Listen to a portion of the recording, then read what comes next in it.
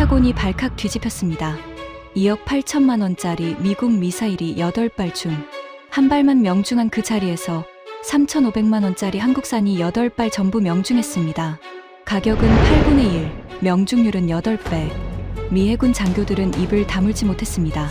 하지만 진짜 충격은 그 다음이었습니다. 12년 전 바로 이 기술을 휴지통에 던진 사람이 있었습니다. 그가 의회 청문회에서 폭탄 발언을 했습니다. 제 인생 최악의 실수였습니다. 그 충격적인 전말을 지금 공개합니다. 시작하기 전 구독과 좋아요, 그리고 대한민국 화이팅 댓글로 한국을 응원해주세요. 2억 8천만 달러. 미 해군이 6년간 쏟아부은 차세대 근접방어체계 프로젝트의 총 예산이었습니다.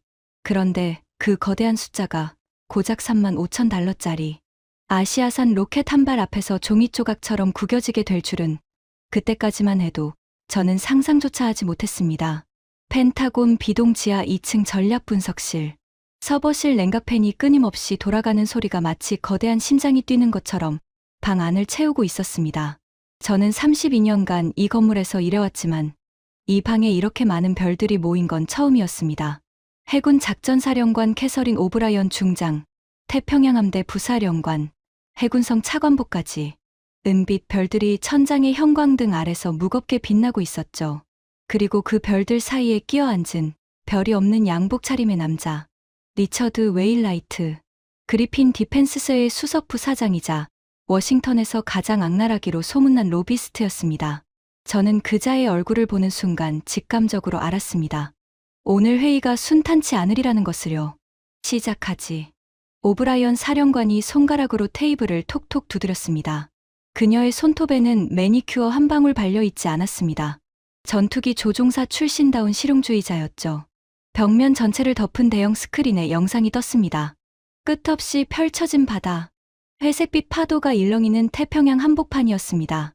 화면 하단에 찍힌 좌표를 보니 하와이 인근 림팩 훈련 구역이더군요. 그런데 이상했습니다. 화면 속 바다가 마치 끓는 냄비처럼 부글거리고 있었습니다. 뭐지 저건? 누군가 중얼거렸습니다. 화면을 확대하자 그 정체가 드러났습니다. 소형 고속정들이었습니다. 10척, 20척, 30척. 세다가 포기했습니다. 최소 70척 이상의 보트가 미친 듯이 바다를 가르며 한 점을 향해 쇄도하고 있었습니다. 그 한 점은 미 해군의 자랑, 이지스 구축함이었습니다. 스웜 어택 시뮬레이션입니다. 브리핑 담당 중령이 레이저 포인터를 들었습니다. 붉은 점이 화면 위를 날아다녔습니다. 적 세력이 자폭 드론과 무장 고속정을 떼거리로 보내는 전술, 일명 수험 공격입니다. 예멘 후티 반군이 홍해에서 쓰는 방식이죠. 문제는 우리 이지스함의 대응 능력입니다. 화면이 바뀌었습니다. 이번엔 미사일 발사 장면이었습니다. 함정에서 연기를 내뿜으며 솟아오르는 미사일. 웅장하고 아름다운 광경이었습니다. 적어도 처음 몇 초까지는요. 그런데 미사일이 이상한 방향으로 날아갔습니다. 표적을 지나쳐버린 겁니다. 뒤이어 두 번째, 세 번째 미사일도 마찬가지였습니다. 화면에 MISS라는 붉은 글씨가 연달아 떴습니다. SM-2 블록 3발사 8발 중 명중 1발. 명중률 12.5%입니다. 회의실 공기가 얼어붙었습니다. 제 옆에 앉아있던 웨일라이트가 슬쩍 헛기침을 했습니다. SM-2는 그의 회사, 그리핀 디펜스가 납품하는 제품이었으니까요. 이건 시뮬레이션 오류입니다. 웨일라이트가 손을 들었습니다. 실제 상황에선 레이더 성능이 달라요. 안개도 없었을 테고. 사령관님, 우리 시스템에 문제가 있다고 단정 짓기엔 변수가 너무 많습니다. 웨일라이트 부사장. 오브라이언 사령관이 차갑게 그의 말을 잘랐습니다. 이건 시뮬레이션이 아닙니다. 지난달 실제 림팩 훈련 영상이에요. 회의실이 다시 한번 정적에 빠졌습니다. 저는 심장이 철렁 내려앉는 것을 느꼈습니다. 실제 훈련에서 명중률이 12%라고요? 그건 전시 상황에서 우리 함정이 사실상 무방비 상태라는 뜻이었습니다. 그래서 대안을 찾았습니다. 오브라이언 사령관이 리모컨을 눌렀습니다. 화면이 바뀌었습니다. 이번엔 전혀 다른 영상이었습니다. 어딘가 투박해 보이는 발사대, 낡은 트럭 위에 올려진 발사관들. 솔직히 말씀드리면 우리 미군 장비에 비하면 농기계 수준으로 초라해 보였습니다. 이게 뭡니까? 제가 물었습니다. 한국산 유도로켓입니다. 코드명 비룡. 순간 회의실 여기저기서 헛웃음이 터져 나왔습니다. 한국산이요? 웨일라이트가 코웃음을 쳤습니다. 사령관님, 농담이시죠? 우리가 2억 8천만 달러짜리 시스템을 두고 아시아 애들이 만든 장난감을 논의해야 합니까? 장난감인지 아닌지는 직접 보시죠. 오브라이언 사령관의 목소리는 여전히 차분했습니다. 화면 속에서 한국팀의 발사대가 불을 뿜었습니다. 아까 우리 SM-2와는 전혀 다른 소리였습니다. 묵직한 굉음 대신 날카로운 파열음이 연달아 터졌습니다. 씩, 씩, 씩, 씩. 8발의 로켓이 거의 동시에 발사관을 떠났습니다. 그리고 정확히 4초 뒤, 콱, 콱, 콱, 콱, 콱, 콱, 콱, 콱. 8개의 화염 기둥이 바다 위에서 솟아올랐습니다. 화면 하단에 자막이 떴습니다. 명중 88점, 명중률 100%. 회의실이 묘하게 조용해졌습니다. 아까와는 다른 종류의 침묵이었습니다. 비웃음 섞인 침묵이 아니라 뭔가를 목격한 자들의 당혹스러운 침묵. 가격입니다. 오브라이언 사령관이 다음 슬라이드를 띄웠습니다. 2개의 숫자가 나란히 화면에 떴습니다. SM-2 블록 3발당 280만 달러, 약 2억 8천만 원. 한국 비룡 발당 3만 5천 달러, 약 3,500만 원. 8배 차이입니다. 오브라이언 사령관이 말했습니다. 가격은 8분의 1이고 명중률은 8배. 이게 오늘 회의를 소집한 이유입니다. 웨일라이트의 얼굴이 불그락불락해지는 게 보였습니다. 그의 손가락이 테이블 위에서 바들바들 떨리고 있었죠. 잠깐만요. 그가 벌떡 일어났습니다. 이건 통제된 실험이 아닙니다. 한국팀이 미리 좌표를 알고 있었을 수도 있어요. 우리 SM-2가 악조건에서 테스트된 반면 저 아시아 로켓은 쉬운 조건에서 쏜 거 아닙니까? 같은 날, 같은 해역, 같은 기상 조건이었습니다. 브리핑 중령이 대답했습니다. 오히려 한국팀이 쏜 시간대가 안개가 더 짙었습니다. 해무 농도 87%였어요. 그게 말이 됩니까? 웨일라이트가 목소리를 높였습니다. 안개 속에서 적외선 유도가 된다고요? 물리학을 부정하는 겁니까? 우리 기술진도 포기한 비냉각 적외선 시커를 저 한국 애들이 완성했다고요? 그건 불가능합니다. 불가능한 일이 눈앞에서 벌어졌으니까 이 자리에 모인 거 아니겠습니까? 오브라이언 사령관이 쏘아붙였습니다. 저는 그 순간 가슴 한구석이 뜨끔해지는 것을 느꼈습니다. 비냉각 적외선 시커. 그 단어가 오래전 기억의 문을 두드렸습니다. 12년 전, 바로 이 건물, 펜타곤의 다른 회의실에서 제가 직접 문전박대했던 기술이었으니까요. 브레넌 부국장. 오브라이언 사령관이 저를 불렀습니다.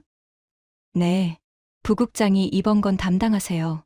다음 주 림팩 후속 훈련에 참관해서 한국팀과 접촉하고 실제 성능을 검증한 뒤 보고서 올려요. 제가요? 저도 모르게 되물었습니다. 왜요? 문제 있습니까? 문제가 있냐고요? 문제가 있었습니다. 아주 큰 문제가. 12년 전 그 한국팀의 공동개발 제안서를 바닥에 내팽개치고 그들을 회의실에서 쫓아낸 사람이 바로 저였으니까요. 12년 전 늦가을. 그날도 펜타곤의 하늘은 잿빛이었습니다. 저는 당시 해군 무기체계 조달국의 신참 국장이었죠. 아나폴리스 해군사관학교를 수석으로 졸업하고 MIT에서 무기체계공학 석사를 땄으며 현장에서 15년을 구른 뒤에야 겨우 국장 자리에 오른 터였습니다. 저는 스스로 엘리트라고 믿었습니다. 그리고 미국이야말로 세계 최고의 군사 기술 강국이라는 확신에 가득 차 있었죠. 사실 그건 확신이라기보다는 오만에 가까웠는지도 모릅니다. 그날 오후 제 사무실에 손님이 찾아왔습니다. 한국 국방과학연구소에서 왔다는 4명의 사절단이었습니다. 그들의 리더는 40 초반쯤 되어 보이는 중년의 엔지니어였습니다. 검은 뿔테 안경을 쓰고 싸구려 양복을 입고 있었죠. 양복 소매 끝에는 희미하게 기름때가 묻어 있었습니다. 악수를 청하는 그의 손바닥에는 굳은 살이 박혀 있었고요. 박준혁입니다. 한국 ADD 유도무기팀에서 왔습니다.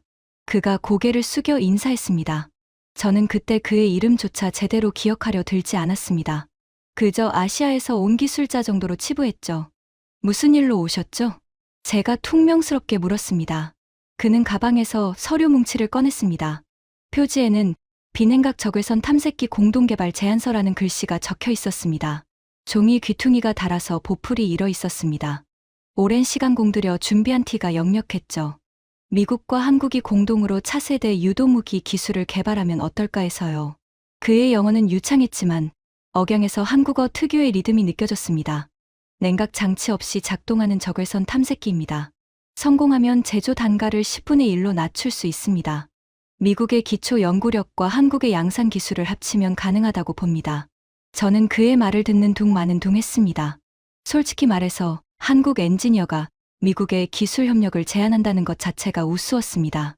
마치 자전거 정비공이 페라리 본사에 찾아가서 엔진 공동 개발을 제안하는 것 같았으니까요. 박 씨.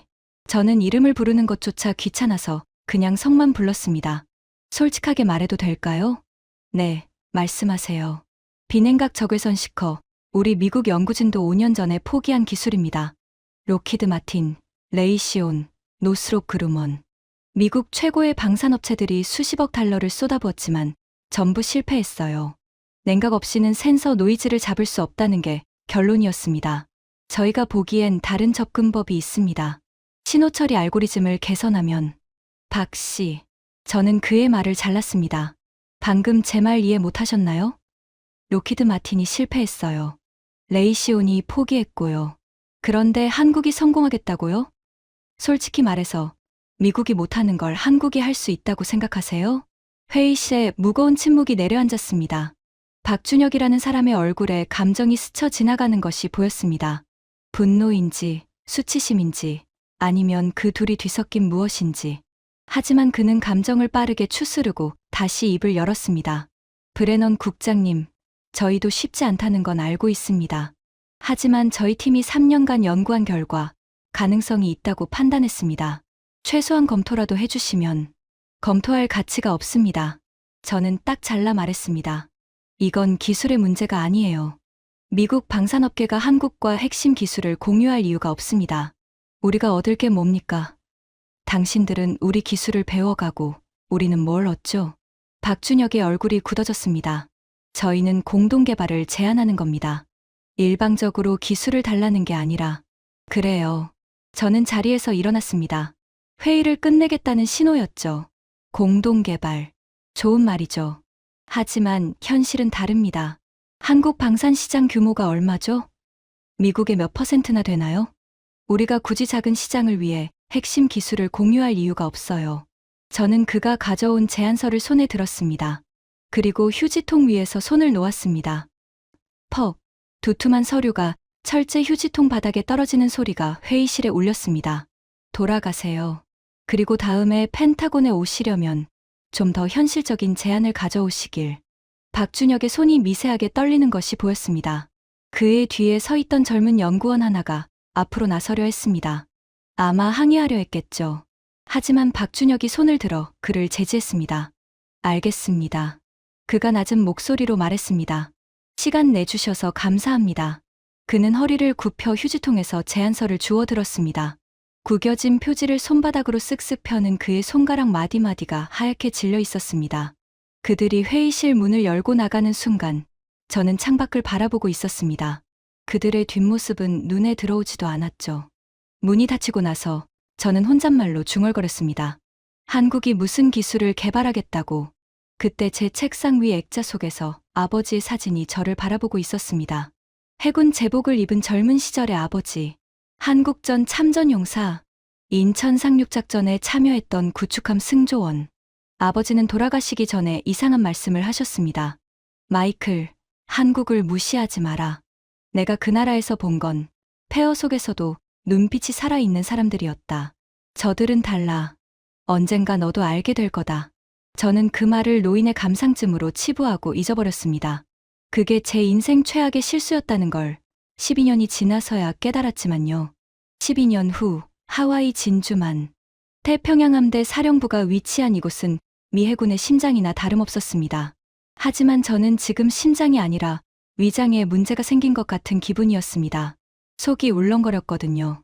비행기에서 내리자마자 후텁지근한 열대 공기가 확 밀려들었습니다. 양복 안쪽이 금세 축축해졌습니다. 32년간 펜타곤의 에어컨 바람 아래서 서류만 만지작거린 대가였죠. 브레넌 부국장님이시죠? 저를 마중 나온 건 해군 중령 계급장을 단 젊은 장교였습니다. 동양인이었습니다. 이름표에는 T, KIM이라고 적혀 있었고요. 토니 김중령입니다. 이번 훈련 연락장교를 맡았습니다. 김. 네. 재미교포 3세입니다. 재미교포라. 저는 속으로 고개를 끄덕였습니다. 미 해군에 한국계가 꽤 있다는 건 알고 있었지만 직접 만나는 건 처음이었습니다. 한국팀 도착했나? 네. 어제 저녁에 들어왔습니다. 지금 장비 세팅 중이에요. 저는 묵묵히 그를 따라 걸었습니다. 진주만 항구에는 회색빛 군함들이 줄지어 정박해 있었습니다. 구축함, 순양함, 상륙함. 미 해군의 위용이 그대로 느껴지는 풍경이었죠. 그 사이로 한국 해군 깃발을 단 소형 함정 하나가 보였습니다. 우리 배들에 비하면 새우 같은 크기였습니다. 저쪽이 한국팀 장비예요. 토니 김중령이 가리킨 곳은 부두 한쪽 구석이었습니다. 거기에 정말이지 낡아빠진 트럭 한 대가 서 있었습니다. 트럭 뒤에는 발사관 여러 개가 실려 있었고 그 주위로 작업복 차림의 사람들이 분주하게 움직이고 있었습니다. 저게 무기라고? 저도 모르게 실소가 나왔습니다. 미군의 미사일 발사대는 최첨단 레이더와 컴퓨터 시스템으로 무장한 그야말로 움직이는 요새였습니다. 그런데 저건 뭡니까? 시골 농부가 감자 실어 나르는 트럭하고 뭐가 다른 겁니까? 가격이 싸니까 저 모양이겠지. 제가 중얼거렸습니다. 부국장님. 토니 김중령이 조심스럽게 말했습니다. 외관으로 판단하시면 안 됩니다. 저도 처음엔 그렇게 생각했는데 시연 영상 보고 생각이 바뀌었어요. 영상은 영상이고 실전은 실전이야. 저는 퉁명스럽게 대꾸하고 발걸음을 옮겼습니다. 가까이 다가가자 한국팀의 모습이 더 자세히 보였습니다. 10명 정도 되는 인원이 각자 맡은 일을 하고 있었습니다. 케이블을 연결하는 사람, 노트북으로 데이터를 확인하는 사람, 발사관을 점검하는 사람. 묵묵히, 말없이, 기계처럼 움직이고 있었죠. 그리고 그 중심에 한 남자가 서 있었습니다. 흰머리가 섞인 단정한 머리칼, 검은 뿔테 안경, 기름때가 묻은 작업복. 12년 전에 그 사람이었습니다. 박준혁. 그가 고개를 들어 저를 바라봤습니다. 저는 순간 숨이 턱 막혔습니다. 그의 눈빛은 12년 전과 달라져 있었습니다. 그때는 아직 젊은 열정과 좌절이 뒤섞여 있었죠. 하지만 지금 그의 눈에는 오직 한 가지만 남아 있었습니다. 고요함. 깊은 우물처럼 잔잔하고 차가운 얼음처럼 단단한 고요함이었습니다. 오랜만입니다. 브레넌 국장님. 그가 먼저 입을 열었습니다. 아, 지금은 부국장이시죠? 저는 아무 말도 할 수가 없었습니다. 무슨 말을 해야 할지 몰랐습니다. 미안하다고 해야 하나? 그건 또 뭔가 이상했습니다. 12년 전 제 판단이 틀렸다고 인정하는 셈이 되니까요. 저기, 박씨, 박준혁입니다. 그가 정정했습니다. 12년 전에도 말씀드렸지만 제 이름은 박준혁이에요. 그냥 박씨가 아니라 따끔했습니다. 저는 12년 전 그의 이름조차 제대로 부르지 않았던 걸 떠올렸습니다. 얼굴이 화끈거렸습니다. 그래, 그 박준혁 씨. 저는 기침을 하며 말을 이었습니다. 이번 훈련에서 성능을 검증하게 됐소. 상부 지시라서. 알고 있습니다. 그가 담담하게 대답했습니다. 펜타곤에서 오신다는 연락 받았어요. 부국장님이 직접 오실 줄은 몰랐지만 그의 말투에는 비꼼도 원망도 없었습니다. 그냥 사실을 말하는 것뿐이었죠. 그게 오히려 더 불편했습니다. 차라리 저한테 화를 내거나 비아냥거렸으면 제가 대응하기 더 쉬웠을 텐데. 브레넌 부국장님. 뒤에서 익숙한 목소리가 들렸습니다. 돌아보니 웨일라이트였습니다. 그가 밀짚 모자를 쓰고 알로하 셔츠 차림으로 다가오고 있었습니다. 하와이에 휴양 온 사람처럼 보였지만 그의 눈은 날카롭게 빛나고 있었죠. 여기서 만나네요. 저도 훈련 참관차 왔습니다. 훈련 참관이요? 저는 의아해서 물었습니다. 그리핀 디펜스가 훈련에 무슨 관계가 있죠? 아, 우리 회사 SM-2도 비교 테스트 하거든요. 웨일라이트가 씩 웃었습니다. 한국 장비랑 같은 조건에서 붙어보는 거예요. 공정한 평가, 좋잖아요? 그가 박준혁 쪽을 흘기 쳐다봤습니다. 저 친구가 한국팀 리더인가요? 그렇소. 장비가 좀 구리네요. 트럭이 언제 저 거예요? 90년대? 웨일라이트가 킬킬거렸습니다. 저런 깡통에서 뭐가 나오겠어요. 부국장님, 솔직히 말해서 이번 테스트, 시간 낭비일 겁니다. 우리 SM-2가 왜 비싼지 보여드릴게요. 저는 아무 말 없이 그의 말을 듣고 있었습니다. 하지만 이상하게도 마음 한구석이 불편했습니다. 웨일라이트의 자신감이 어딘가 공허하게 느껴졌달까요. 마치 속이 텅 빈 깡통을 두드리는 소리 같았습니다. 저기, 웨일라이트 씨. 박준혁이 입을 열었습니다. 장비 점검 중인데 좀 비켜주시겠습니까? 통로 막고 계셔서요. 웨일라이트의 얼굴이 순간 굳어졌습니다.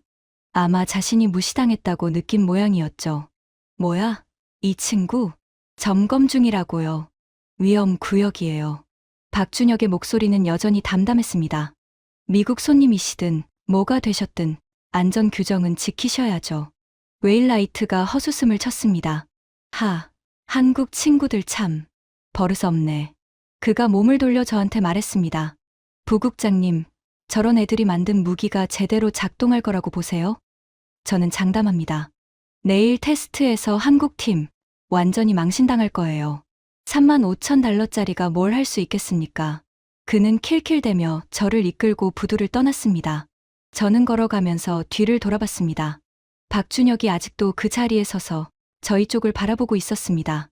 그의 표정은 읽을 수가 없었습니다. 하지만 그의 곁에 있던 젊은 연구원 하나가 주먹을 꽉 쥐고 부들부들 떨고 있는 게 보였습니다. 아마 웨일라이트의 말을 다 들었겠죠. 저는 왠지 모를 불안감을 느끼며 고개를 돌렸습니다. 내일이면 모든 게 결정될 터였습니다. 웨일라이트의 말대로 한국팀이 망신당할지 아니면 저는 그 아니면 이유를 상상하지 못했습니다. 아니, 상상하고 싶지 않았는지도 모릅니다. 만약 정말로 한국이 성공한다면 12년 전 제가 휴지통에 던진 그 제안서가 제 인생 최악의 실수였다는 뜻이 되니까요. 저는 그 불안한 생각을 애써 떨쳐내며 웨일라이트를 따라 숙소로 향했습니다. 밤하늘에 별이 총총했습니다. 아버지가 돌아가시기 전에 하셨던 말씀이 문득 떠올랐습니다. 한국을 무시하지 마라.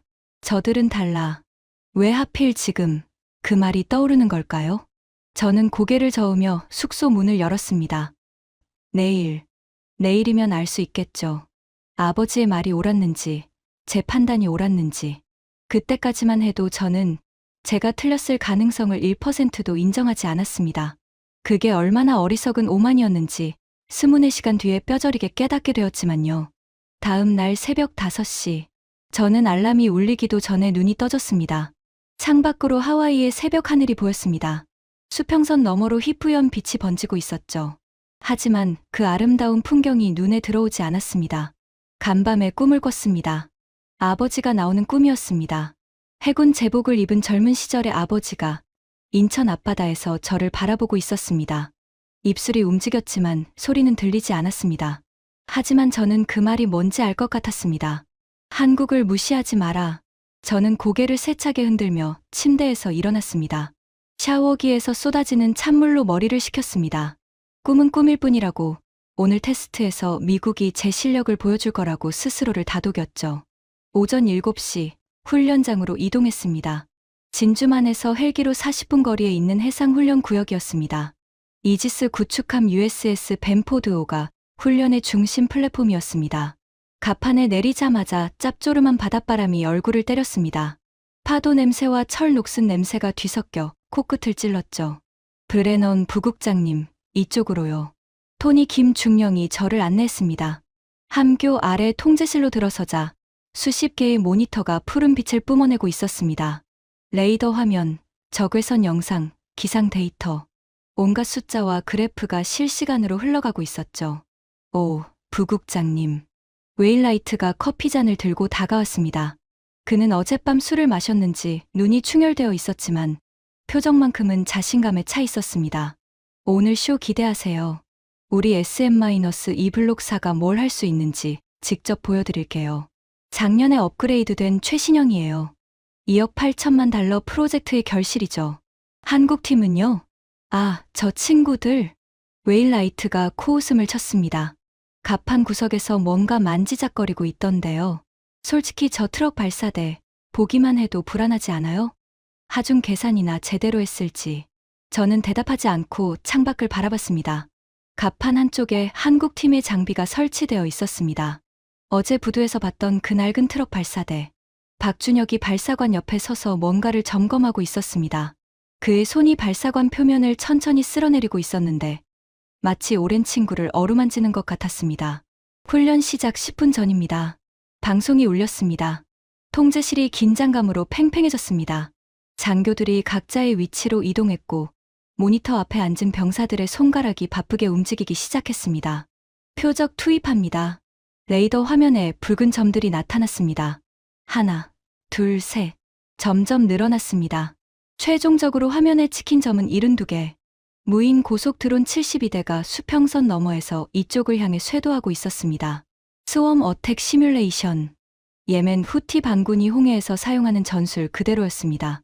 값싼 드론과 무장보트를 떼거리로 보내 적함의 방어망을 포화시키는 전략. 이론상으로는 단순하지만 막아내기는 지옥같이 어려운 공격이었죠. 거리 15km. 도달 예상시간 4분. SM-2 시스템 가동합니다.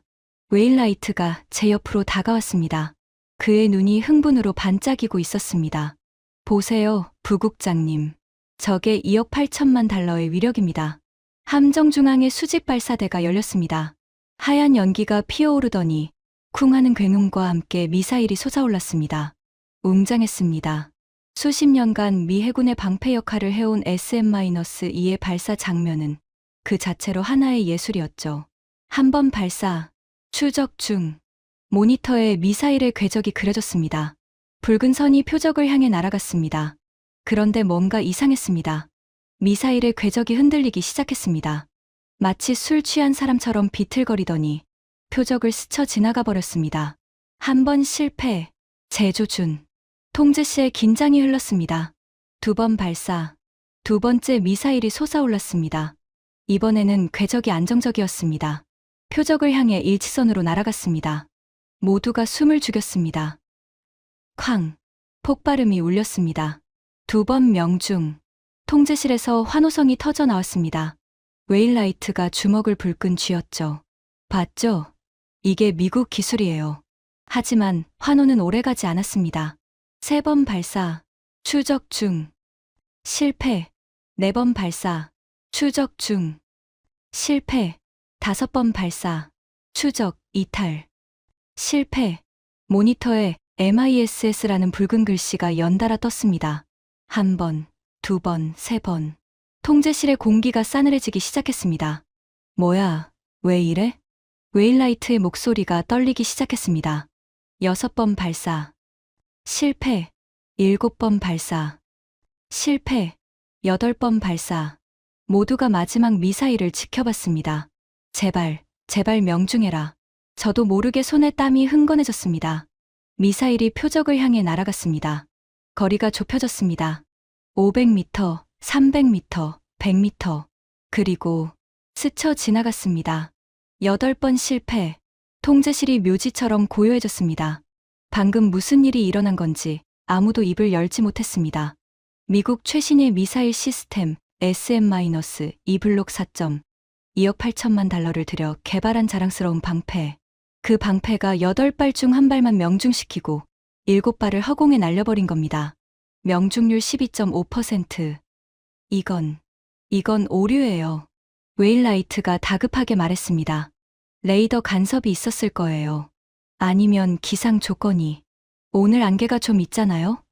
해무 농도가 얼마나 되죠? 87%입니다. 담당 병사가 대답했습니다. 87%. 그거 봐요. 해무가 너무 짙어서 적외선 유도가 제대로 안 된 거예요. 정상 조건에서 다시 테스트하면 결과가 달라질 겁니다. 웨일라이트가 변명을 늘어놓는 동안 저는 창밖을 바라봤습니다. 갑판 구석에 서 있는 박준혁이 보였습니다. 그는 우리 쪽을 쳐다보고 있지 않았습니다. 그냥 조용히 자신의 발사대 앞에 서서 뭔가를 기다리고 있는 것 같았습니다. 자, 다음은 한국팀 차례입니다. 방송이 울렸습니다. 웨일라이트가 피식 웃었습니다. 한국팀, 우리가 이 조건에서 12%밖에 못 맞췄는데 3만 달러짜리 깡통이 뭘 할 수 있겠어요. 지켜보세요, 부국장님. 저 친구들 완전히 망신당할 겁니다. 저는 아무 말 없이 모니터를 바라봤습니다. 새로운 표적 72대가 수평선 너머에서 다시 쇄도하기 시작했습니다. 같은 조건, 같은 해역, 같은 안개. 모든 것이 동일했습니다. 단 하나, 무기만 달랐죠. 한국팀 발사 준비 완료. 갑판 스피커에서 통보가 흘러나왔습니다. 저는 창밖으로 고개를 돌렸습니다. 박준혁이 발사대 옆에 서 있었습니다. 그의 손에는 작은 무전기 하나만 들려 있었습니다. 우리 SM-2 시스템의 거대한 통제 콘솔과는 비교도 안 되는 장비였죠. 저거 무전기 하나로 조종하는 거예요? 웨일라이트가 비웃듯 말했습니다. 장난감 맞네. 진짜 장난감. 부국장님, 저거 보세요. 원격 조종 자동차 수준이에요. 통제실의 몇몇 장교들도 피식피식 웃었습니다. 미국 최첨단 시스템과 비교하면 한국팀의 장비는 확실히 초라해 보였으니까요. 표적 거리 12km, 도달 예상 3분. 레이더 화면의 붉은 점들이 빠르게 다가오고 있었습니다. 72개의 무인 드론.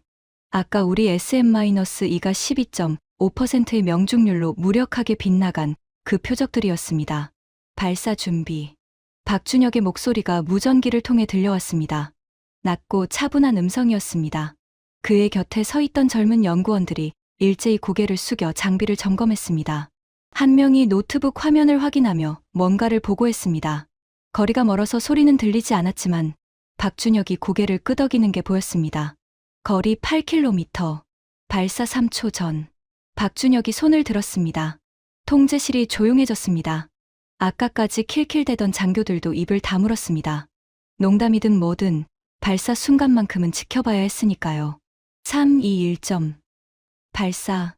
낡은 트럭 발사대에서 불꽃이 튀었습니다. 날카로운 파열음이 울렸습니다. 우리 SM-2의 묵직한 굉음과는 전혀 다른 소리였습니다. 가볍고 빠르고 예리한 소리.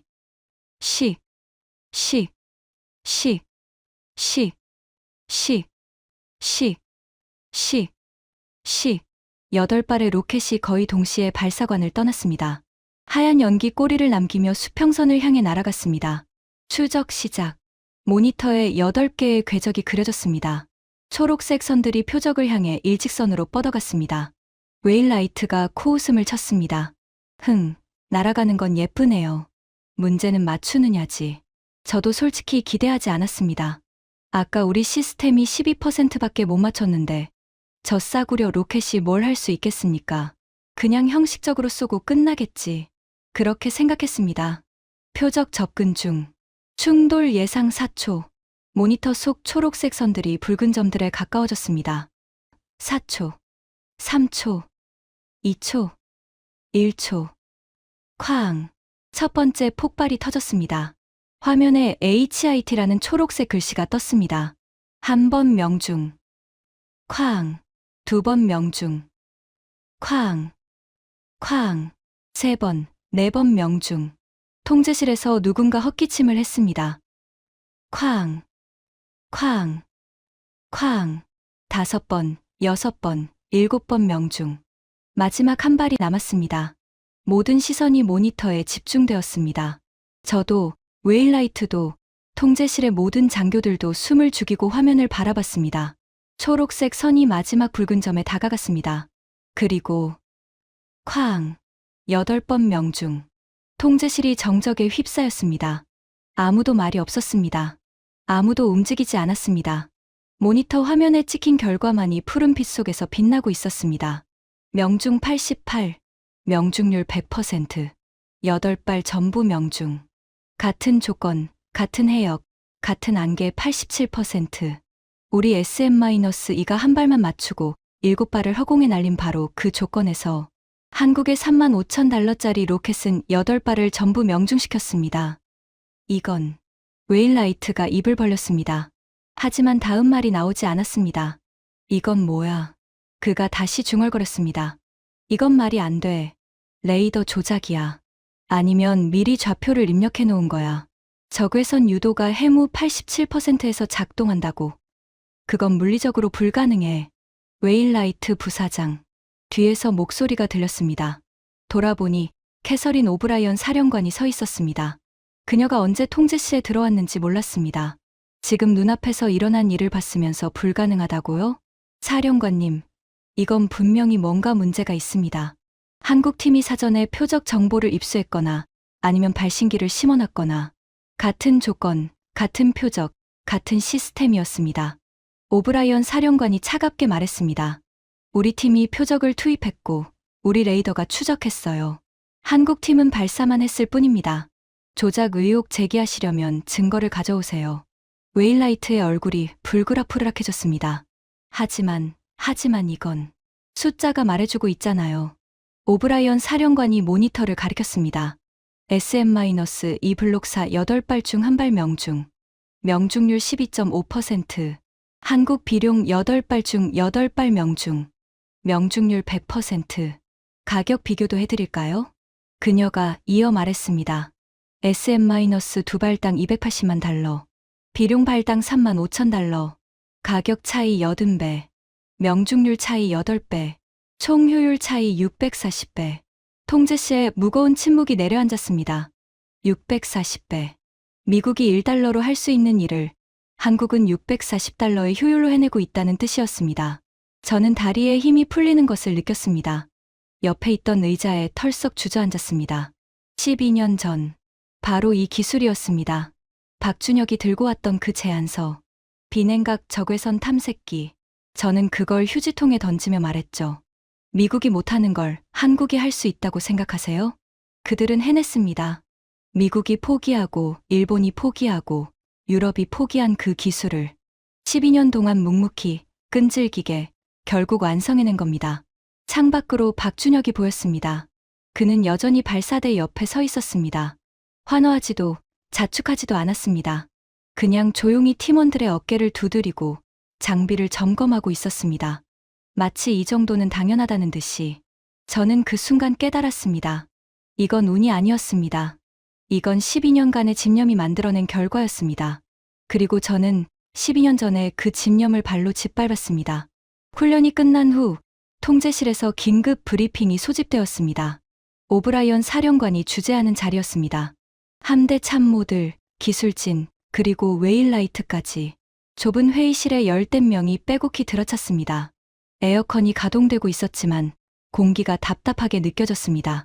방금 있었던 일에 대해 설명을 듣겠습니다. 오브라이언 사령관이 말했습니다. 한국팀 리더를 모셔오세요. 잠시 후 박준혁이 회의실에 들어왔습니다. 그는 여전히 기름때 묻은 작업복 차림이었습니다. 회의실에 있는 다른 사람들은 죄다 깔끔한 정장이나 군복을 입고 있었죠. 그와 우리 사이의 대비가 묘하게 느껴졌습니다. 박준혁 씨? 오브라이언 사령관이 물었습니다. 네, 박준혁입니다. 그가 고개를 숙였습니다. 방금 테스트 결과에 대해 설명해 주시겠습니까? 어떻게 해무 87% 조건에서 100% 명중률을 달성한 거죠? 박준혁이 잠시 침묵했습니다. 그가 회의실을 둘러봤습니다. 의심과 경계로 가득한 눈빛들. 웨일라이트는 대놓고 적대적인 표정을 짓고 있었고 다른 장교들도 호의적이지 않았습니다. 간단히 말씀드리면 박준혁이 입을 열었습니다. 우리는 문제를 다르게 정의했습니다. 다르게요? 네. 미국을 비롯한 대부분의 국가들은 적외선 센서의 노이즈를 하드웨어로 해결하려 했습니다. 센서를 냉각시켜서 열 잡음을 줄이는 방식이죠. 하지만 그 방식은 비용이 많이 들고 장비가 복잡해지며 고장 확률이 높아집니다. 그가 잠시 말을 멈췄습니다. 우리는 반대로 접근했습니다.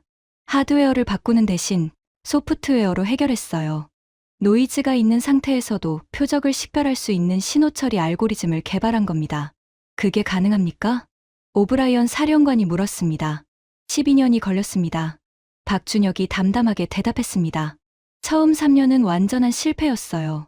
그 다음 4년은 부분적인 성공. 그리고 마지막 5년 동안 알고리즘을 계속 개선했습니다. 수천 번의 시뮬레이션과 수백 번의 실제 테스트를 거쳤죠. 회의실이 조용해졌습니다. 12년. 그가 말한 12년이라는 단어가 제 가슴에 모처럼 박혔습니다. 12년 전 제가 그의 제안서를 휴지통에 던졌을 때 그는 포기하지 않았습니다. 돌아가서 처음부터 다시 시작한 겁니다. 미국의 도움 없이 자기 힘으로. 잠깐만요. 웨일라이트가 끼어들었습니다. 알고리즘으로 해결했다고요? 그러면 하드웨어는 뭘 쓴 겁니까? 시중에서 구할 수 있는 범용 적외선 센서입니다. 뭐라고요? 웨일라이트가 벌떡 일어났습니다. 범용 센서라고요? 우리가 수백만 달러짜리 특수 센서를 쓰는데 당신들은 그냥 일반 부품을 썼다고? 정확합니다. 박준혁의 목소리는 여전히 차분했습니다. 센서 자체의 성능은 미국 제품의 3분의 1 수준입니다. 하지만 알고리즘이 그 차이를 상쇄하고도 남습니다. 그게 말이 됩니까? 웨일라이트가 목소리를 높였습니다. 하드웨어가 떨어지는데 소프트웨어로 뒤집는다고. 그건 물리학을 부정하는 거 아닙니까? 물리학을 부정하는 게 아니라 박준혁이 말했습니다.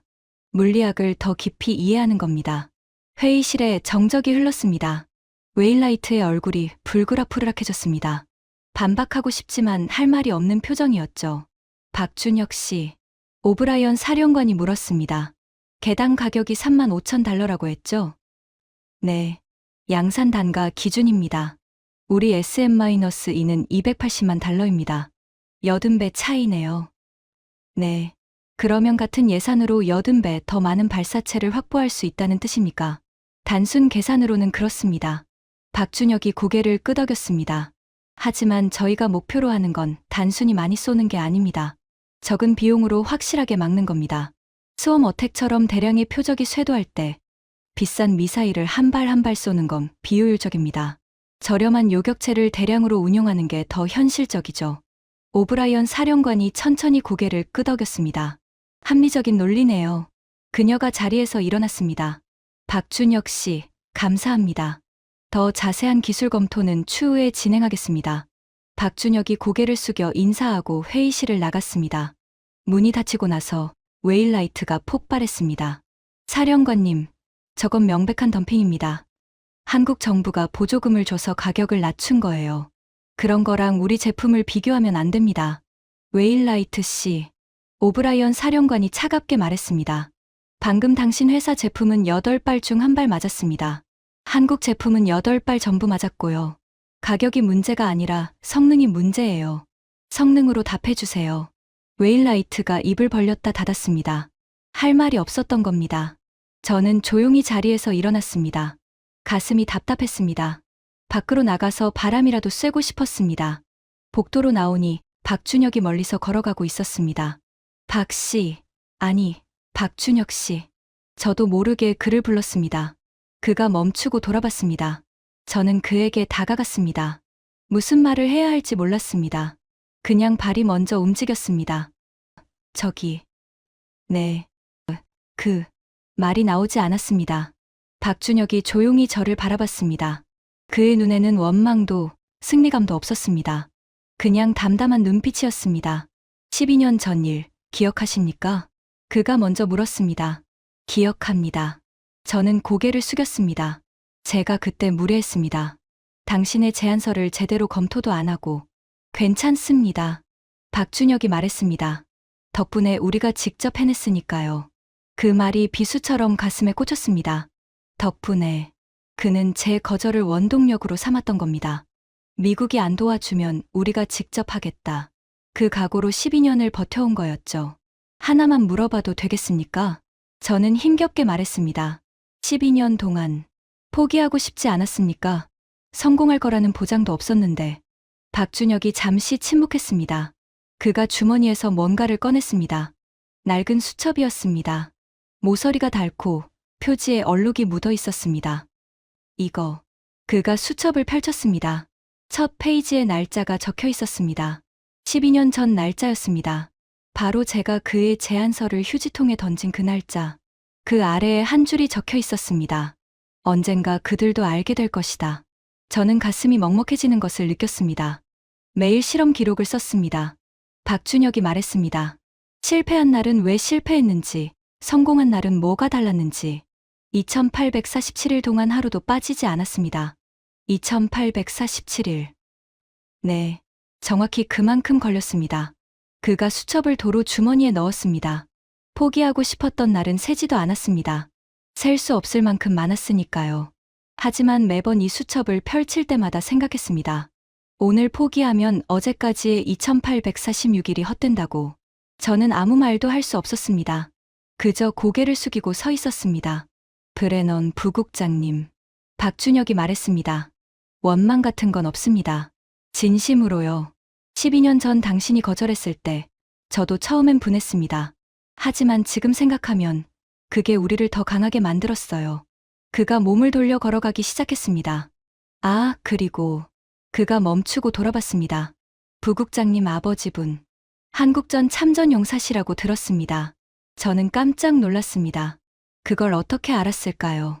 저희 아버지도 그때 싸우셨어요. 인천에서요. 미 해군이 와준 덕분에 살아남으셨다고 하셨습니다. 박준혁이 미소를 지었습니다. 처음으로 보는 그의 미소였습니다. 그래서 저는 미국을 미워한 적이 없습니다. 다만 인정받고 싶었을 뿐이에요. 동등한 파트너로서. 그는 고개를 숙여 인사하고 떠났습니다. 저는 한참 동안 그 자리에 서 있었습니다. 아버지의 얼굴이 떠올랐습니다. 한국을 무시하지 마라. 저들은 달라. 아버지. 이제야 알겠습니다. 당신이 왜 그런 말씀을 하셨는지. 그날 저녁, 저는 함정, 내 개인 선실에서 잠을 이루지 못했습니다. 천장을 바라보며 오늘 있었던 일을 되짚었습니다. 숫자들이 머릿속에서 맴돌았습니다. 12.5%와 100%, 280만 달러와 3만 5천 달러, 12년과 2847일. 새벽 2시쯤 저는 결국 침대에서 일어났습니다. 노트북을 열고 데이터를 분석하기 시작했습니다. 펜타곤 데이터베이스에 접속했습니다. SM-2의 과거 실전 기록과 훈련 데이터를 전부 불러왔습니다. 수천 페이지에 달하는 보고서와 통계 자료. 눈이 침침해질 때까지 읽고 또 읽었습니다. 결론은 충격적이었습니다. SM-2의 평균 명중률은 공식적으로 90%로 알려져 있었습니다. 하지만 그건 이상적인 조건에서의 수치였습니다. 해무, 전자전 간섭, 다중표적 상황 같은 실제 전투 환경에서의 명중률은 훨씬 낮았습니다. 제가 찾아낸 내부 보고서에 따르면 복잡한 환경에서의 실제 명중률은 30에 45% 수준. 오늘처럼 해무가 짙은 조건에서는 15에 20%까지 떨어졌습니다. 12.5%는 예외적인 실패가 아니었습니다. 예상 범위 내의 결과였던 겁니다. 저는 손으로 얼굴을 문질렀습니다. 32년간 펜타곤에서 일하면서 몰랐던 사실이었습니다. 아니, 알고 싶지 않았던 건지도 모릅니다. 다음으로 비용 분석을 했습니다. SM-2 한 발 가격 280만 달러, 연간 훈련 및 실사격 소요량 약 200발, 연간 비용 5억 6천만 달러, 한국 비룡 한 발 가격 3만 5천 달러, 같은 소요량 기준 700만 달러, 차액 5억 5천 3백만 달러, 연간 5억 달러 이상을 절약할 수 있다는 계산이 나왔습니다. 10년이면 55억 달러, 항공모함 한 척 값이었습니다. 미쳤군. 저는 혼잣말로 중얼거렸습니다. 숫자는 거짓말을 하지 않습니다. 그리고 이 숫자들은 하나의 진실을 가리키고 있었습니다. 우리는 12년 동안 잘못된 길을 걸어왔습니다. 비싼 게 좋은 거라고 믿었습니다. 미국 기술이 최고라고 자만했습니다. 그 사이에 한국은 조용히, 꾸준히 우리를 추월해버렸습니다. 노크 소리가 들렸습니다. 들어오세요. 문이 열리고 토니 김중령이 들어왔습니다. 그의 손에는 서류 봉투가 들려 있었습니다. 부국장님, 이 시간에 안 주무시고요? 잠이 안 오네. 무슨 일인가? 이거요. 그가 서류 봉투를 내밀었습니다. 방금 워싱턴에서 급전이 왔습니다. 기밀 등급이에요. 저는 봉투를 받아 열었습니다. 안에는 정보 보고서가 들어 있었습니다. CIA와 국방정보국 합동 분석 자료. 제목은 한국 방산 기술 동향 및 국제 반응이었습니다. 읽기 시작했습니다. 첫 장부터 충격이었습니다. 일본 방위성, 한국 비룡 시스템 도입 검토 착수. 해상자위대 호위함 탑재 가능성 타진 중. 일본이요? 일본이 한국 무기를 도입한다고요? 저는 페이지를 넘겼습니다. 호주 해군, 한국 ADD와 기술 협력 MOU 체결 추진. 콜린스급 잠수함 방어 시스템 현대화의 비룡 기술 적용 검토. 나토 사무국, 한국 방산 기술 평가단 파견 결정. 폴란드, 루마니아 등 동유럽 회원국 관심 집중. 사우디아라비아, UAE 등 중동 6개국, 한국 방산 전시회 참관단 파견 확정. 저는 보고서를 내려놓았습니다. 손이 떨리고 있었습니다. 일본, 호주, 나토, 중동. 세계가 이미 알고 있었습니다. 한국이 뭔가 대단한 걸 만들어냈다는 것을. 오직 미국만 모르고 있었던 겁니다. 아니, 알면서도 인정하기 싫었던 건지도 모릅니다. 토니. 저는 중령을 불렀습니다. 네, 부국장님. 자네 한국계 아닌가? 이런 소식 알고 있었나? 토니 김중령이 잠시 머뭇거렸습니다. 솔직히 말씀드리면 그가 말했습니다. 저도 최근에야 알았습니다. 미군 내에서 한국 방산에 대한 관심이 갑자기 높아졌거든요. 특히 젊은 장교들 사이에서요. 젊은 장교들? 네. SNS나 유튜브에서 한국 무기 영상이 많이 돌아요. K2 전차, K9 자주포, 그리고 이번에 화제가 된 비룡까지. 미군 장교들도 다 보거든요. 저는 한숨을 쉬었습니다. 세상이 변하고 있었습니다. 미국이 최고라는 공식은 더 이상 당연하지 않았습니다. 적어도 방산 분야에서는. 토니, 하나만 더 물어보지. 네, 자네가 보기에 한국이 왜 이렇게 빠르게 성장한 것 같나? 토니 김중령이 생각에 잠겼습니다. 저도 많이 생각해봤는데요. 그가 천천히 말했습니다. 제 생각엔 절박함 때문인 것 같습니다. 절박함. 네. 한국은 북한이라는 위협이 바로 코앞에 있잖아요. 휴전선에서 서울까지 40km밖에 안 되고요. 미국은 바다 건너 멀리 있지만 한국은 그렇지 않습니다. 그가 말을 이었습니다. 그래서 한국 사람들은 국방을 남의 일로 생각하지 않아요. 자기 가족, 자기 집을 지키는 문제로 받아들이죠. 그 절박함이 기술 개발의 원동력이 된 것 같습니다. 저는 고개를 끄덕였습니다. 절박함. 우리 미국에겐 없는 것이었습니다. 태평양과 대서양이라는 천연 방벽 뒤에 숨어서 전쟁은 항상 남의 땅에서 벌어지는 일이었으니까요. 한국은 달랐습니다. 전쟁이 끝나지 않은 나라. 언제든 불이 붙을 수 있는 화약고 위에 사는 사람들. 그들에게 무기는 게임이 아니라 생존이었습니다. 고마워, 토니. 저는 글을 보냈습니다. 다시 혼자 남은 선실에서 저는 아버지의 사진을 꺼냈습니다.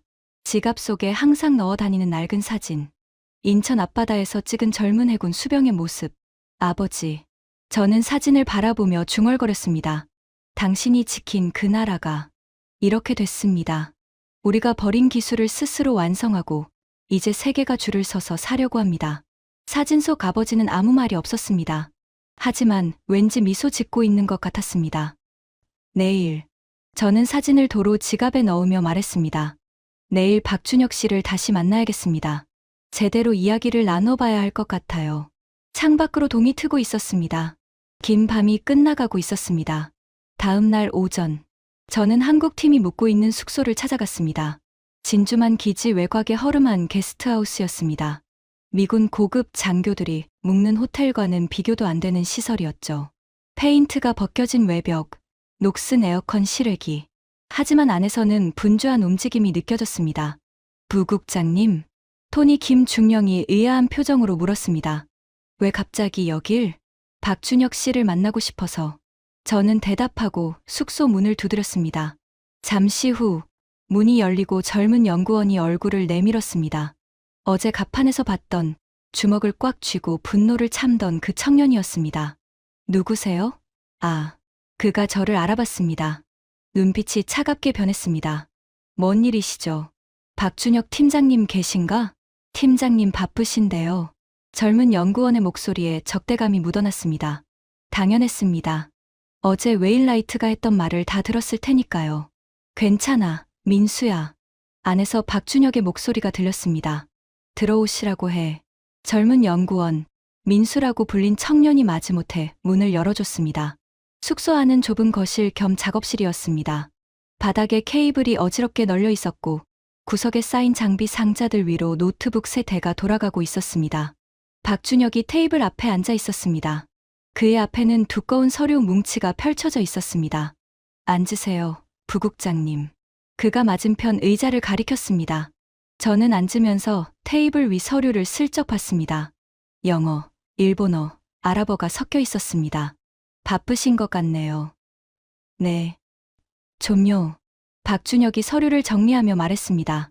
일본 방위성, 호주 국방부, UAE, 국방부에서 기술 문의가 쏟아지고 있습니다. 어제 테스트 영상이 이미 퍼진 모양이에요. 영상이 유출됐다고요? 유출이라기보단 박준혁이 미소 지었습니다. 참관했던 각국 무관들이 본국에 보고한 거겠죠. 어제 훈련장에 미국만 있었던 게 아니지 않습니까? 저는 뒤통수를 맞은 기분이었습니다. 그랬습니다. 림팩은 다국적 훈련이었습니다. 일본, 호주, 캐나다, 영국, 수십 개국의 해군이 참여하는 행사였죠. 그들의 눈앞에서 한국 무기가 미국 무기를 압도하는 장면이 펼쳐졌으니 보고하지 않았을 리가 없었습니다. 일본 반응이 어떻습니까? 저는 물었습니다. 흥미롭습니다. 박준혁이 서류 한 장을 집어들었습니다. 일본 해상자위대 장비본부에서 공식 문의가 왔어요. 비룡 시스템의 함정 탑재 가능성에 대해서요. 일본이 한국 무기를 검토한다는 건 전례가 없는 일입니다. 일본이요? 일본이 한국 무기를? 저는 놀라움을 감추지 못했습니다. 일본과 한국은 역사적으로 민감한 관계였습니다. 군사 분야에서 협력하는 건 양국 모두 정치적으로 부담스러운 일이었죠. 그런데 일본이 먼저 손을 내밀었다. 기술은 국경을 초월하니까요. 박준혁이 담담하게 말했습니다. 일본 자위대도 수험 어택에 대한 대비책이 필요합니다. 중국 해군의 위협이 커지고 있거든요. 자존심보다 생존이 먼저인 거죠. 저는 잠시 말을 잃었습니다. 일본도, 호주도, 중동도 세계가 한국을 인정하고 있었습니다. 오직 미국만 뒤처져 있었습니다. 자존심에 갇혀서 현실을 외면하고 있었던 겁니다. 박준혁 씨, 저는 입을 열었습니다. 솔직하게 묻겠습니다. 미국과 협력할 의향이 있습니까? 박준혁이 잠시 저를 바라봤습니다. 12년 전에도 같은 질문을 드렸습니다. 그가 말했습니다. 그때 부국장님 대답은 필요 없다였죠. 알고 있습니다. 그때 제가 틀렸습니다. 저는 고개를 숙였습니다. 지금은 다릅니다. 저는 지금 개인적으로 묻는 게 아니라 미 해군을 대표해서 묻고 있습니다. 박준혁이 천천히 고개를 끄덕였습니다. 부국장님. 그가 말했습니다. 저희는 미국을 적으로 생각한 적이 없습니다. 오히려 가장 중요한 동맹이라고 생각해요. 한국 안보의 근간이 한미동맹이니까요. 그럼. 하지만. 그가 말을 잘랐습니다. 동맹은 대등해야 합니다. 한쪽이 기술을 주고 한쪽이 받기만 하는 관계는 동맹이 아니라 종속이에요. 저희가 원하는 건 진정한 파트너십입니다. 파트너십이라. 네. 미국은 미국대로 강점이 있고 한국은 한국대로 강점이 있습니다. 그걸 합치면 둘 다 이기는 겁니다. 제로섬이 아니라 윈윈. 저는 그의 말을 곱씹었습니다. 윈윈. 12년 전에도 그는 같은 말을 했었습니다. 공동개발, 상호이익, 파트너십. 저는 그걸 무시했습니다. 미국이 뭘 얻느냐고 비웃었죠. 하지만 지금은 답이 명확해 보였습니다. 미국이 얻을 것. 저렴하고 효과적인 방어 시스템, 스웜 어택에 대한 대응 능력, 연간 수억 달러의 예산 절감, 그리고 무엇보다 미래의 전장에서 살아남을 능력. 박준혁 씨, 저는 다시 입을 열었습니다. 워싱턴에 돌아가면 공식적으로 협력 방안을 검토하겠습니다. 제가 할 수 있는 범위 내에서 최선을 다할게요. 감사합니다. 박준혁이 고개를 숙였습니다. 한 가지만 더 부탁드려도 될까요? 뭡니까? 내일 저녁에 시간 있으시면 저녁 같이 드시죠. 팀원들이 바비큐 파티를 준비하고 있어요. 훈련 성공 기념으로. 저는 잠시 망설였습니다. 바비큐 파티라니. 펜타곤 부국장이 한국 엔지니어들과 바비큐를 먹는다. 누가 보면 뭐라고 할지. 하지만 곧 고개를 끄덕였습니다. 좋습니다. 가겠습니다. 박준혁이 미소 지었습니다. 감사합니다. 부국장님. 참, 한 가지 더. 그가 서랍에서 뭔가를 꺼냈습니다. 낡은 종이 한 장이었습니다. 누렇게 바랜 종이. 모서리가 찢어지고 얼룩이 져 있었습니다. 이게 뭡니까? 12년 전 부국장님이 휴지통에 버린 제안서의 첫 페이지입니다. 저는 숨이 턱 막혔습니다. 저걸 왜? 휴지통에서 주워서 보관했습니다. 박준혁이 말했습니다. 힘들 때마다 이걸 봤어요. 우리가 왜 이 일을 시작했는지 기억하려고요. 저는 그 낡은 종이를 바라봤습니다. 구겨진 자국이 선명했습니다. 12년 전 제가 던졌을 때 생긴 자국이겠죠. 부국장님. 박준혁이 말했습니다. 이건 원망으로 보관한 게 아닙니다. 증거로 보관한 겁니다. 언젠가 이 순간이 올 거라고 믿었거든요. 미국이 우리를 인정하는 순간이요. 저는 아무 말도 할 수 없었습니다. 눈시울이 뜨거워지는 것을 느꼈습니다. 12년. 그는 12년 동안 이 종이 한 장을 품고 살았습니다. 무시당한 기억을, 모욕당한 순간을 증거로 간직하면서 복수하기 위해서가 아니라 인정받기 위해서. 박준혁 씨, 저는 겨우 입을 열었습니다. 그 종이 저한테 주시겠습니까? 박준혁이 의아한 표정을 지었습니다. 이걸요? 네, 저도 간직하고 싶습니다. 제가 저질렀던 실수를 잊지 않기 위해서요. 박준혁이 잠시 저를 바라봤습니다. 그리고 천천히 종이를 내밀었습니다. 가지세요.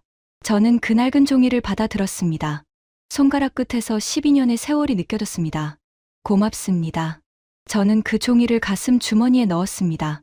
아버지 사진 바로 옆에 내일 저녁 기다리겠습니다. 박준혁이 미소 지었습니다. 저는 고개를 숙여 인사하고 숙소를 나왔습니다. 밖에서 햇살이 눈부시게 쏟아지고 있었습니다. 저는 하늘을 올려다봤습니다. 파란 하와이 하늘 위로 하얀 구름이 흘러가고 있었습니다. 12년 전 저는 하늘만 바라보고 살았습니다. 미국이 세계의 정상이고 나머지는 아래에서 올려다보는 존재라고 생각했죠. 하지만 이제 알겠습니다. 하늘은 하나입니다. 그 아래 사는 사람들도 모두 같은 하늘을 보고 있었습니다. 한국도, 일본도, 유럽도, 중동도 모두가 같은 하늘 아래서 각자의 방식으로 앞으로 나아가고 있었습니다. 미국만 그걸 몰랐던 겁니다. 아버지, 저는 하늘을 향해 중얼거렸습니다. 이제야 알겠습니다. 당신이 왜 그런 말씀을 하셨는지. 바람이 불어왔습니다. 아버지의 대답처럼 느껴졌습니다. 2주 후 워싱턴 D.C. 레이번 하원 의사당 2154호실 하원 군사위원회 청문회장이었습니다. 반원형으로 배치된 의원석이 높은 단상 위에 늘어서 있었고 그 아래로 증인석과 방청석이 자리 잡고 있었습니다. 천장에 샹들리에가 차가운 빛을 내뿜고 있었죠. 저는 증인석에 앉아 있었습니다. 32년간 펜타곤에서 일하면서 의회에 불려온 적은 많았습니다. 하지만 이렇게 긴장된 적은 처음이었습니다. 손바닥에 땀이 흥건했습니다.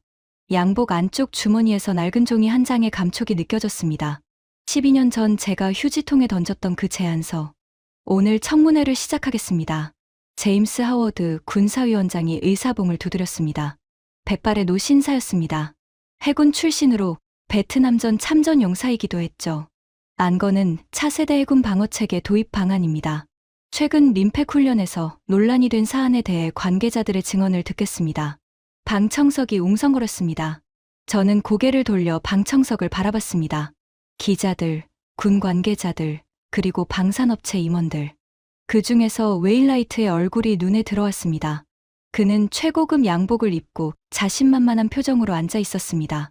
첫 번째 증인, 리처드 웨일라이트 그리핀 디펜스 수석부사장을 호출합니다. 웨일라이트가 자리에서 일어나 증인석으로 걸어왔습니다. 그가 제 옆을 지나갈 때 슬쩍 비웃는 듯한 눈빛을 보냈습니다. 웨일라이트 씨, 하워드 위원장이 말했습니다. 림팩 훈련에서 귀사의 SM-2 미사일이 8발 중 1발만 명중했다는 보고를 받았습니다. 이에 대해 설명해 주시겠습니까? 위원장님. 웨일라이트가 마이크를 당겼습니다. 그날 훈련은 극단적인 악조건에서 진행되었습니다. 해무 농도 87%, 다중 표적 72개 동시 교전. 이런 조건은 실제 전투에서 거의 발생하지 않습니다. 하지만 같은 조건에서 한국 무기는 100% 명중했다고 들었는데요. 그건 웨일라이트가 잠시 말을 멈췄습니다. 한국 측 장비는 검증되지 않은 신기술입니다. 장기적인 신뢰성이 입증되지 않았어요. 또한 가격이 비정상적으로 낮은 건 한국 정부의 보조금 때문일 가능성이 높습니다. 이건 명백한 덤핑입니다. 덤핑이라. 하워드 위원장이 안경을 고쳐 썼습니다. 그럼 귀사의 SM-2는 왜 그렇게 비쌉니까? 발당 280만 달러. 한국 제품의 80배입니다. 고급 기술에는 그에 걸맞은 비용이 듭니다. 웨일라이트가 당당하게 대답했습니다. 저희 제품은 미 해군의 안전을 책임지는 최후의 방패입니다. 싼 게 비지떡이라는 말도 있지 않습니까? 방청석에서 웃음소리가 터져 나왔습니다. 저는 주먹을 꽉 쥐었습니다. 저 자가 얼마나 뻔뻔한지. 12.5%짜리 최후의 방패라니. 다음 증인 마이클 브레넌 국방부 해군무기체계 조달 부국장을 호출합니다. 제 차례였습니다. 저는 자리에서 일어나 증인석으로 걸어갔습니다. 다리가 떨렸지만 이를 악물고 걸었습니다. 브레넌 부국장. 하워드 위원장이 물었습니다. 림팩 훈련에 직접 참관하셨다고 들었습니다. 그날 무슨 일이 있었는지 직접 설명해 주시겠습니까? 저는 심호흡을 했습니다. 위원장님, 위원님들. 제 목소리가 마이크를 타고 청문회장에 울려 퍼졌습니다. 저는 32년간 펜타곤에서 근무하며 미국 해군의 무기 체계를 담당해왔습니다. 그리고 그 32년 동안 저는 미국 기술이 세계 최고라고 믿어왔습니다. 잠시 말을 멈췄습니다. 하지만 2주 전 림팩에서 제가 목격한 건 그 믿음이 얼마나 허상이었는지 보여주는 장면이었습니다. 청문회장이 조용해졌습니다. 해무 87% 조건에서 우리 SM-2는 8발 중 1발만 명중했습니다. 같은 조건에서 한국의 비룡은 8발 전부 명중했습니다. 가격은 80분의 1입니다. 그건 한국이 조작을. 웨일라이트가 끼어들었습니다. 증인은 발언권이 없습니다. 하워드 위원장이 날카롭게 제지했습니다. 브레넌 부국장, 계속하세요. 감사합니다. 저는 다시 입을 열었습니다. 저는 그날의 데이터를 직접 분석했습니다. 그리고 충격적인 사실을 발견했습니다. 주머니에서 서류를 꺼냈습니다. 이건 SM-2의 과거 10년간 실전 및 훈련 기록입니다. 공식 명중률은 90%로 알려져 있지만 복잡한 환경에서의 실제 명중률은 30에 45%에 불과합니다. 해무가 짙은 조건에서는 1호에 20%까지 떨어집니다. 웅성거림이 커졌습니다. 12.5%는 예외적인 실패가 아니었습니다. 예상 범위 내의 결과였습니다. 우리는 10년 넘게 제대로 작동하지 않는 무기에 수십억 달러를 쏟아부어 온 겁니다. 그건 기밀 정보입니다. 웨일라이트가 벌떡 일어났습니다. 저 자료를 어디서 구한 겁니까?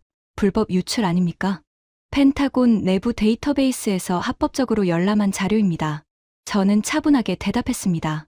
저는 조달 부국장입니다. 열람 권한이 있어요. 웨일라이트의 얼굴이 불그락불락해졌습니다. 위원장님. 저는 하워드 위원장을 바라봤습니다. 제가 오늘 이 자리에 선 건 단순히 무기 성능을 비교하려는 게 아닙니다. 저는 고백해야 할 게 있습니다. 청문회장이 다시 조용해졌습니다. 12년 전, 제 목소리가 떨렸습니다. 한국 국방과학연구소에서 저를 찾아왔습니다. 비냉각 적외선 탐색기 기술의 공동 개발을 제안했죠. 그 기술이 바로 지금 비룡에 탑재된 핵심 기술입니다. 숨을 들이쉬었습니다. 저는 그 제안을 거절했습니다. 아니, 거절한 정도가 아닙니다. 제안서를 휴지통에 던지고 그들을 회의실에서 쫓아냈습니다. 미국이 못하는 걸 한국이 할 수 있겠느냐고 비웃으면서요. 청문회장에 침묵이 내려앉았습니다. 그게 제 인생 최악의 실수였습니다. 저는 양복 안쪽 주머니에서 낡은 종이를 꺼냈습니다. 이건 그때 제가 휴지통에 버린 제안서의 첫 페이지입니다. 한국팀 리더가 12년간 보관하고 있다가 2주 전에 저한테 줬습니다. 종이를 들어 올렸습니다. 12년입니다. 그들은 12년 동안 미국의 도움 없이 스스로 이 기술을 완성했습니다. 우리가 버린 기술을요. 방청석에서 카메라 플래시가 터지기 시작했습니다.